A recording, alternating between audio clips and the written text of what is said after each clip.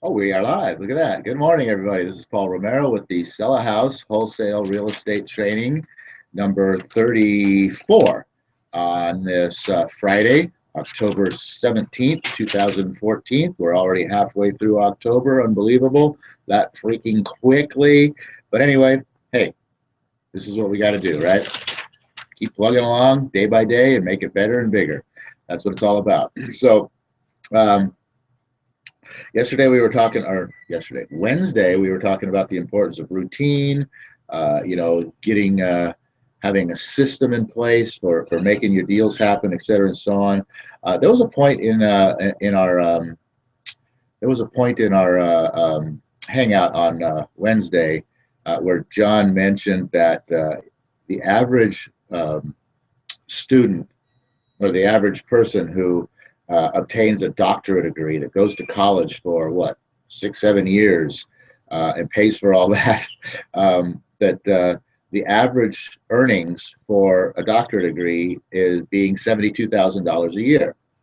And a lot of people might be thinking of that right now going, wow, $72,000 a year, that's great. And even if that's just a starting place, um, I want to break that down in a moment to kind of give you an outline of, because you guys might keep seeing me make mention to every now and then, the quote, good job. Okay, well, if you have a doctorate's degree, you have a good chance of getting a good job, right? I mean, that's what you went to school for all those years, was to get a good job, right? So, but I want to break that down a little bit.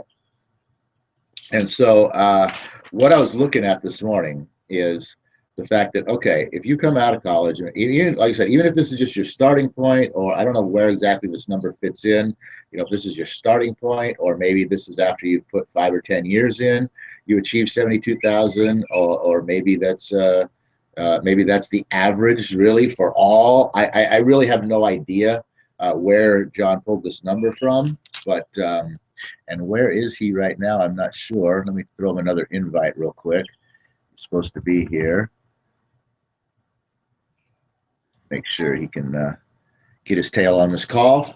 Anyway, so I was breaking it down a little bit, and here's what I came up with. If you've got $72,000 a year, right? That means you're making $6,000 a month. Okay. Oh, you know what? I even forgot one thing. 6,000, and you're paying taxes on that. What are you going to be paying on taxes on that? 20% times, okay, times 80% equals $4,800 a month. Hey, there he is. Good morning, John. What did I miss? I was just catching the folks up. I wanted to go into, you brought up Wednesday, somebody with a doctorate's degree um, earning $72,000 a year, $6,000 a month, right? You brought that up on Wednesday. Remember About that? about yeah, it's between 6 and 7 thousand a month. Yep.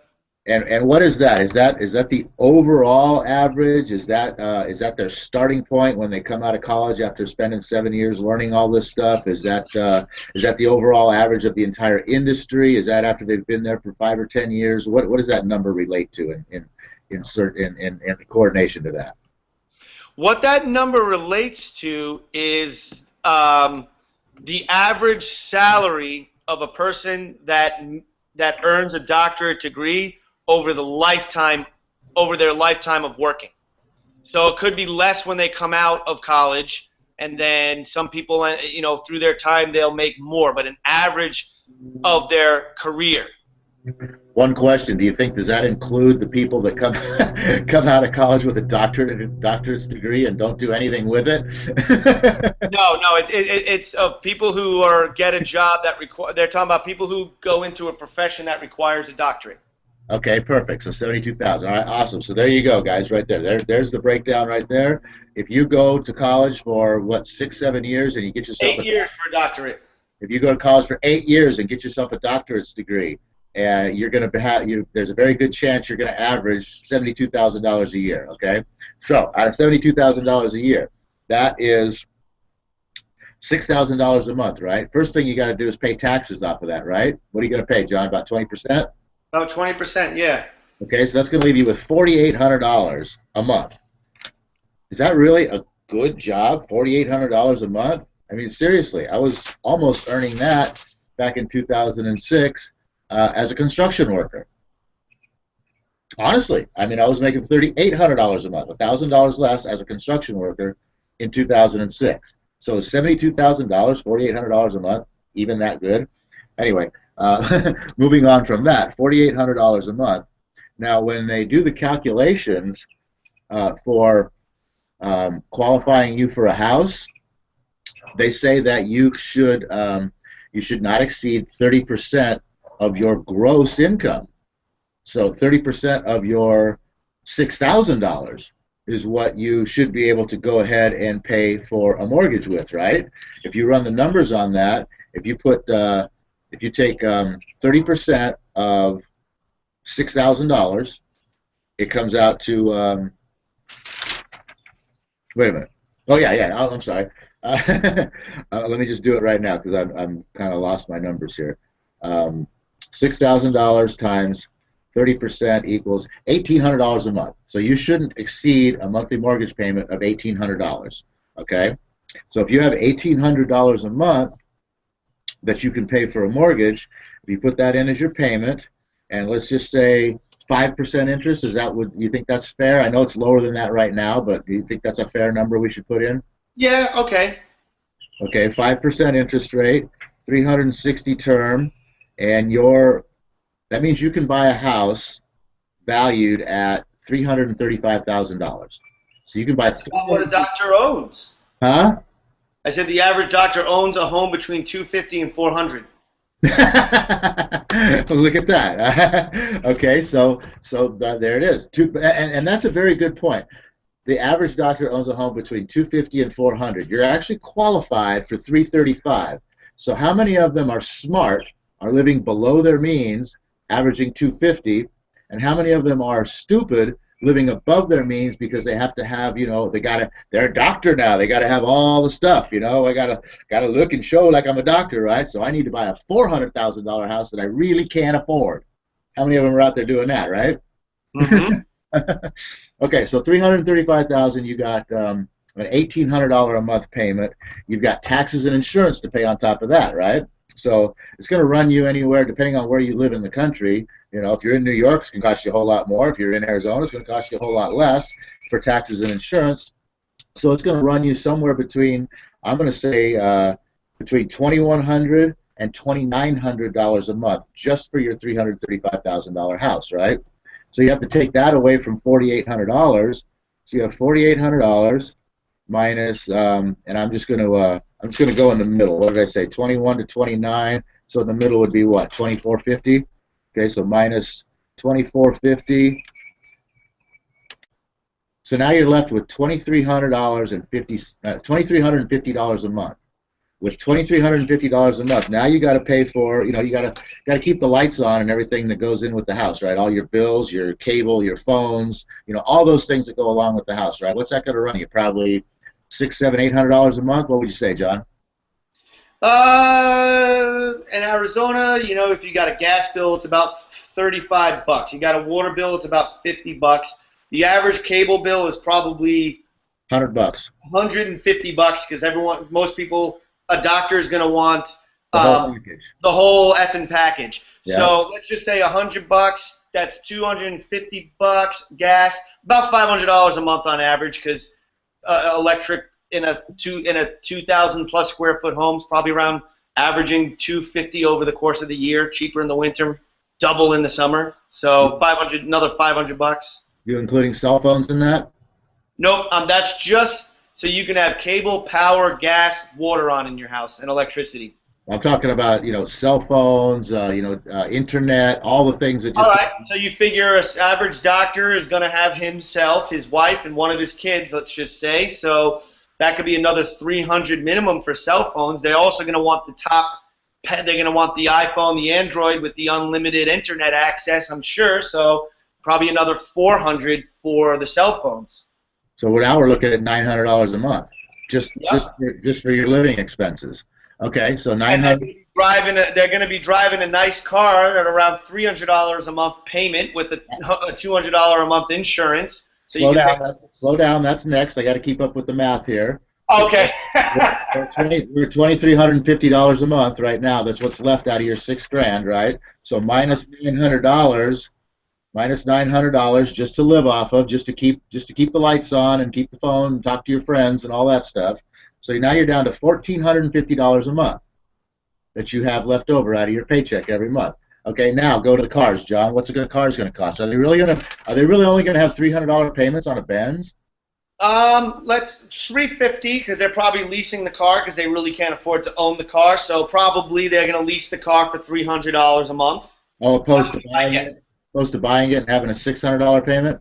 Yes. Okay. So, but they're going to have two Benzes because they're going to be married. Most of them married. Of course. So I would say the cars and the car insurance is probably another $900 a month. And even if they're smart and they're going on the other end and they're both driving Camrys, but they're buying them, that's still $300 a month. The insurance is a little less, so maybe it's only $700 a month instead of $900, but right? Let's say $1,000 a month because they got to put gas in these vehicles. Okay.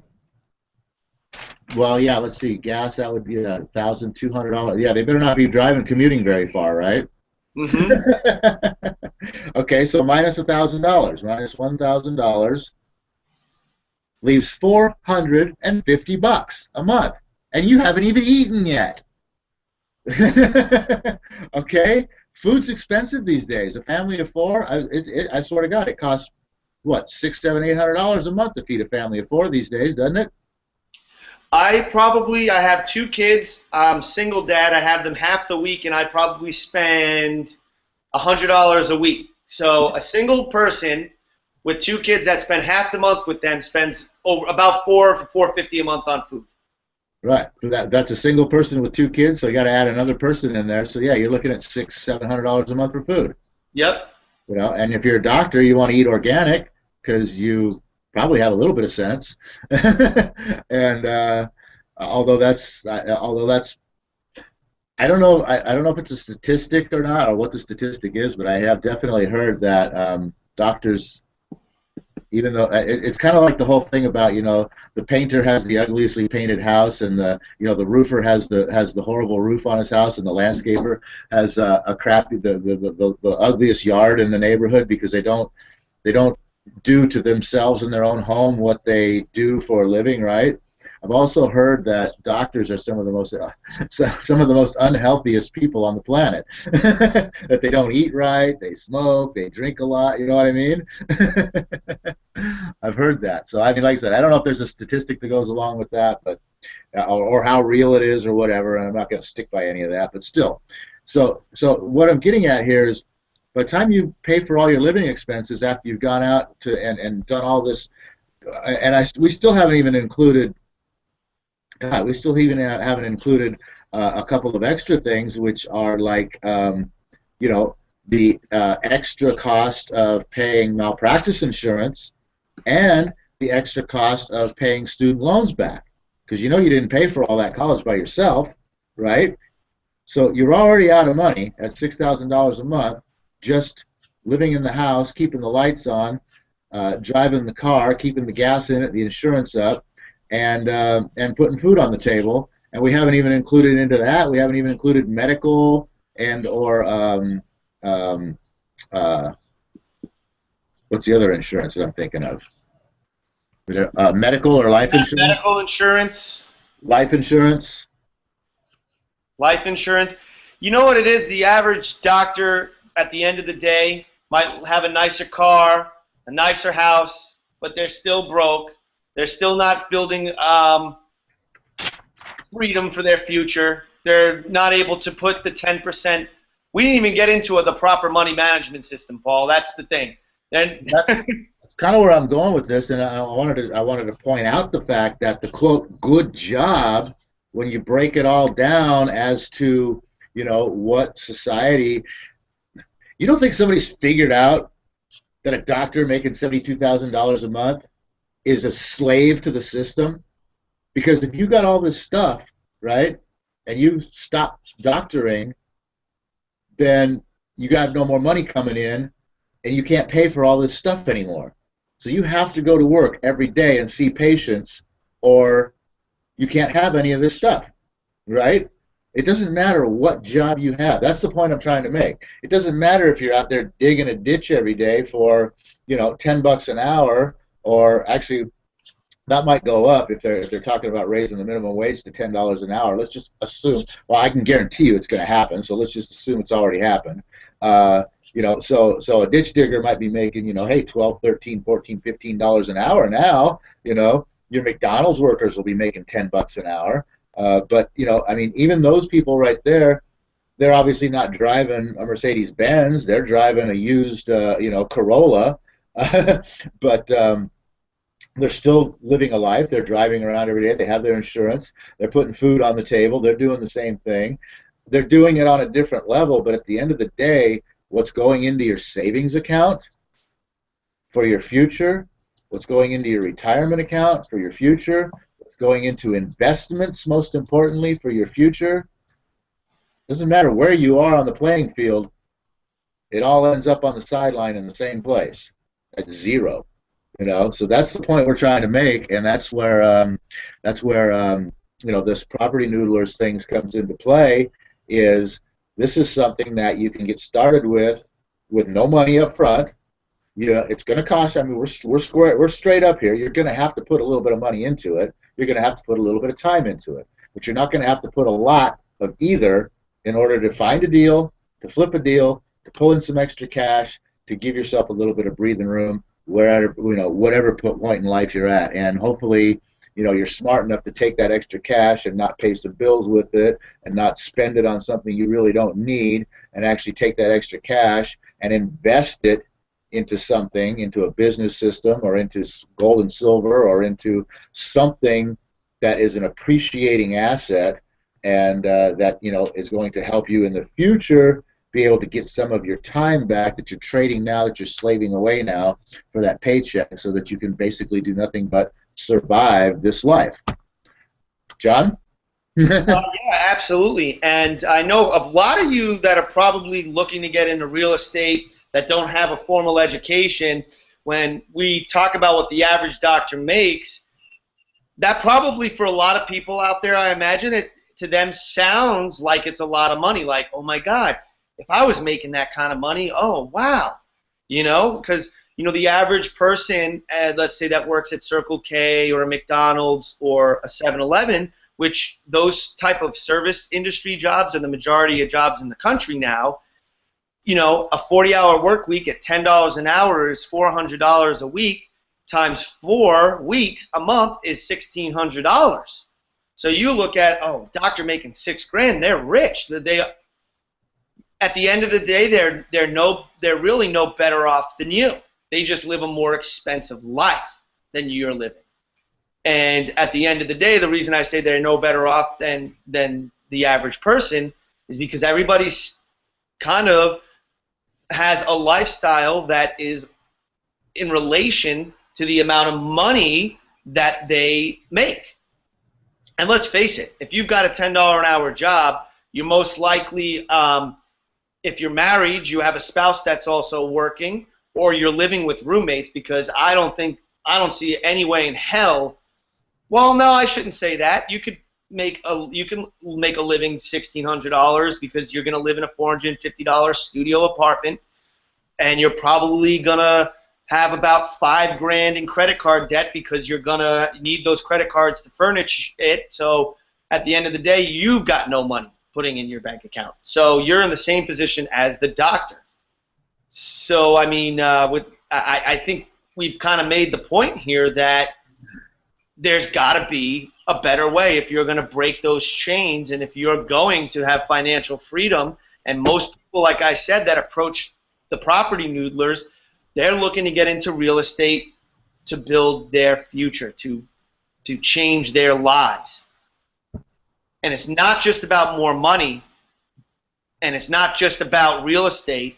It's really, to be successful in this business, in my opinion, be successful in your life.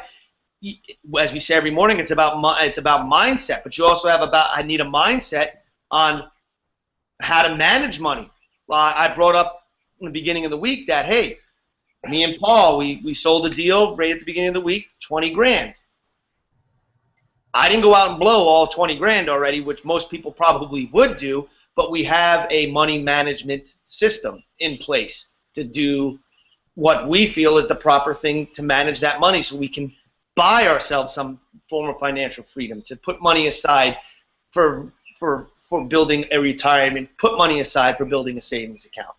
So where were you looking to get move this call into, Paul, at this point? Were you wanting to talk about a money management system? Where were you feeling you wanted to take today's call?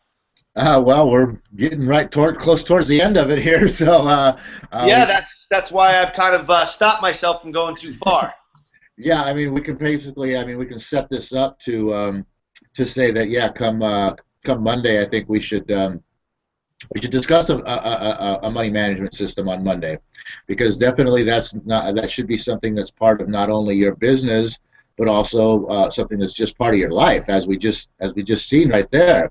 You know, most people don't ever sit down and break down, you know, okay, I'm making this much money a month, what's it all going to? Most people never do that.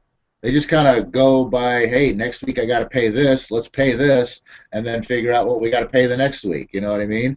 And they never really break down, you know, where exactly their money's going, and if, you know, where and if any extra money that they may or may not have might be going as well too, and or where they might possibly be able to create some extra money. That's one thing right there. That's part of your management system as well too, is getting set up.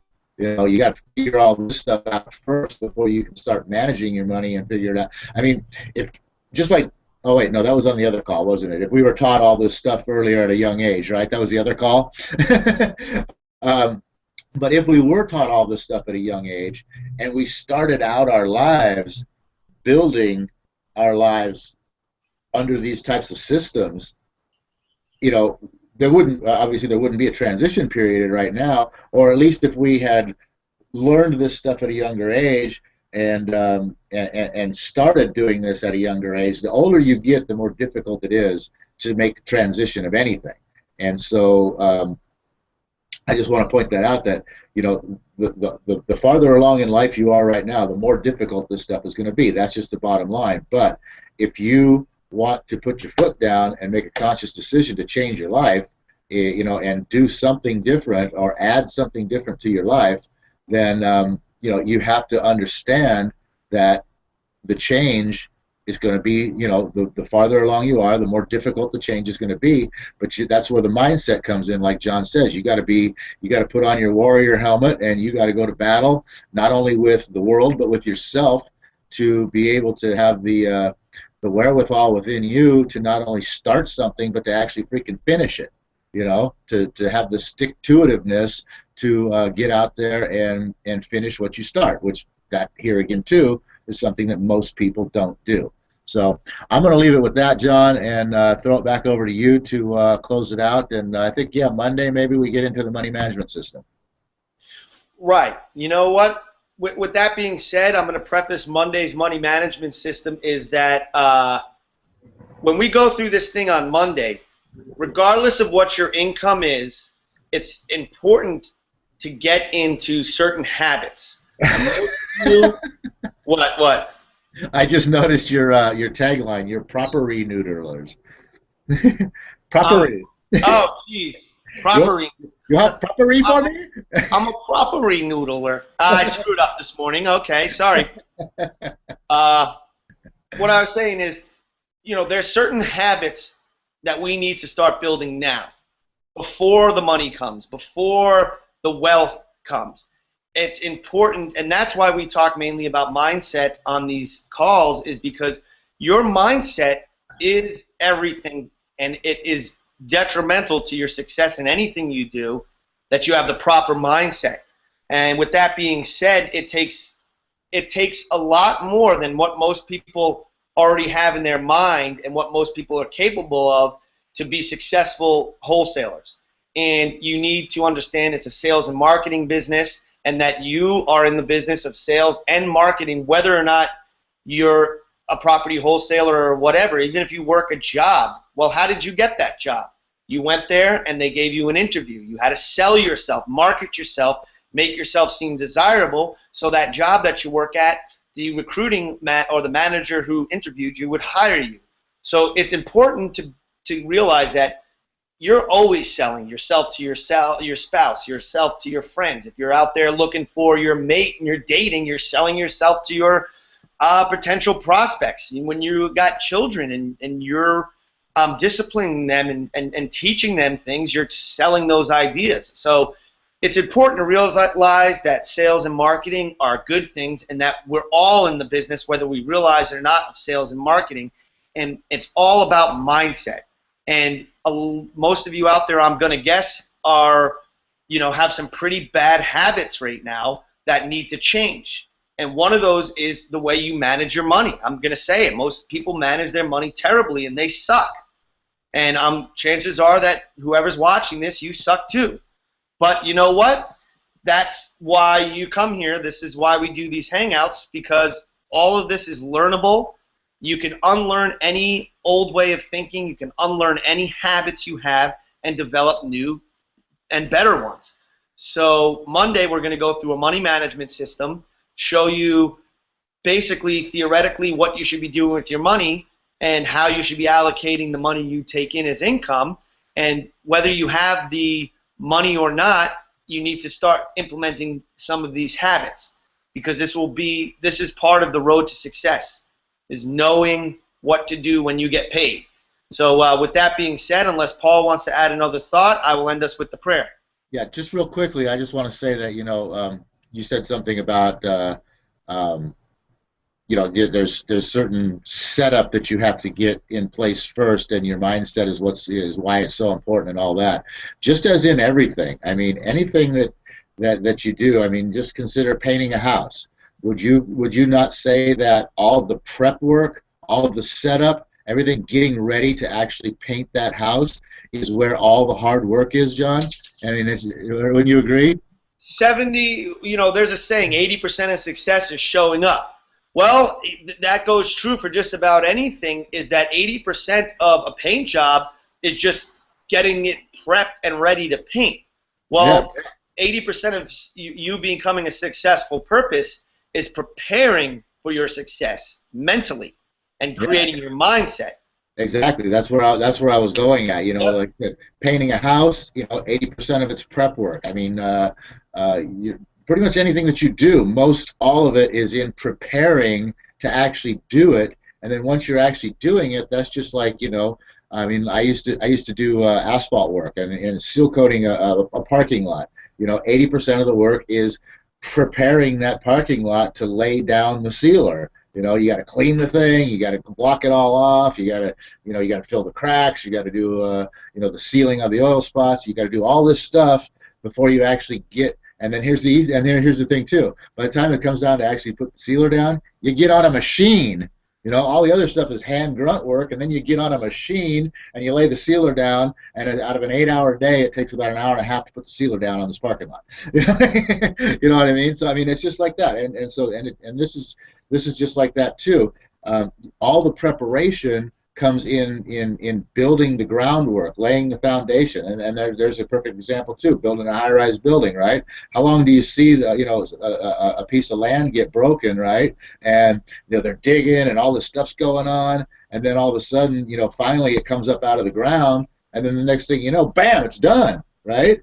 I mean, it's all in the groundwork and the foundation, the fundamentals, the basics. Those are the things right there that people don't focus upon. You have to become a master of the basics, and then everything else is simple. So that's all I wanted to throw in real quick. We'll get into more of that on Monday. John, go ahead and pick some. I just want to say a quote here from Vince Lombardi, and that is, the will to prepare to win is more important than the will to win. So everything is about being prepared and practice and preparation. With that being said, taking action, don't just prepare to prepare to prepare. You're going to have to prepare, but you're going to have to be willing to take action out there in the real world. But the will to prepare is more important than the will to win. So with that being said, we're at 9 o'clock. I could go on another 10 minutes, but let's wrap this up. 10 hours, Oh 10 days, universe. 10 weeks. Yeah. Oh universe, I ask not for more riches, but for more wisdom with which to make better use of the riches given to me at birth through the power to control and direct my own mind to whatever ends I may desire. So Yep, that's it, everybody.